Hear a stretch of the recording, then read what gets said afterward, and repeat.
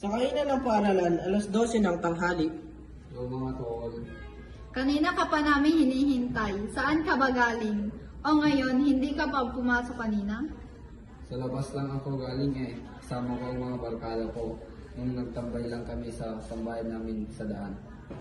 Alam nyo guys, mayroon akong nakitang street dancers na sumasayaw sa kalsada. Alam nyo ba ang nagaganap ngayon? Ano yun?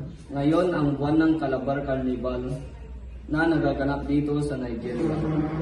Alam mo kung bakit hindi mo narinig ang ingay sa labas nung nagtambay kayo sa inyong tambayan? Ha? Paano mo nalaman yun? Tignan natin. Tara, labas tayo. Ayun ang may street dancer sa kalsada. Sumasayaw sila tapos napakaganda pa ang kanilang mga costume. Tignan nyo. This is the real deal, the real cultural expression. As celebrate. Teka, baka hindi yun ang ibig sabihin ni Joey. Tuwang-tuwa ako sa kanilang kasuotan. May alam ka ba tungkol dito, Zelia? Isa itong piyesta mula sa bansang ito. Kilala rin ito bilang Africa's biggest street party. At ito ay diniliklara ng isang dating gobyerno ng Cross River State na si Ginoong Donald Duck bilang isang pandiriwang noong 2004. Isa itong tanda ng pagdiriwang ng Pasko kada taon. Alam niyo ba kung bakit? Oo, ito ay dahil nais niyang gawing lugar ang turismo ng Cross River State. Gayon din na itaguyod at isulong ang kagandahan loob ng mga taong roon. Mabuti kung ganun, no? Ang mabuting pakikitungo ng mga Nigerian at African sa mga nais bumisita sa kanilang bansa ang nagbigay daan sa kanya para gawing pagdiriwang ang okasyon dito. Ang haba, no? Kasi isang buwan ang haba ng kaganapang iyan. Bakit kaya?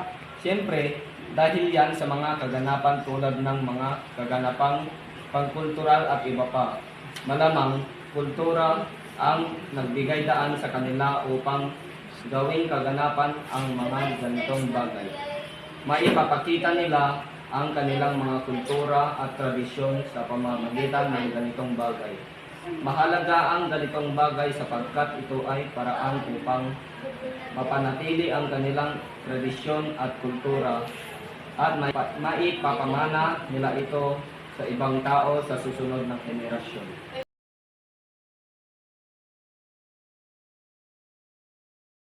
Kung wala iyan, wala rin ba ang kanilang mga tradisyon at kultura?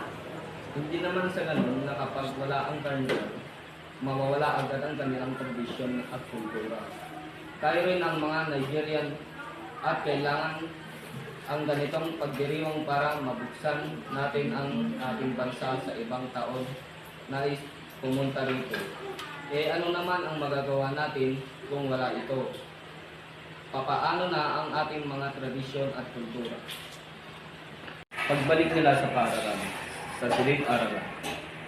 Alam mo na ang nagaganap ngayon, Pat? Ha?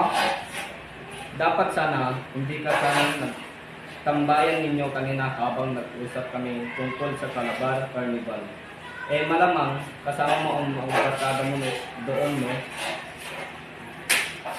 Ha ha ha ha!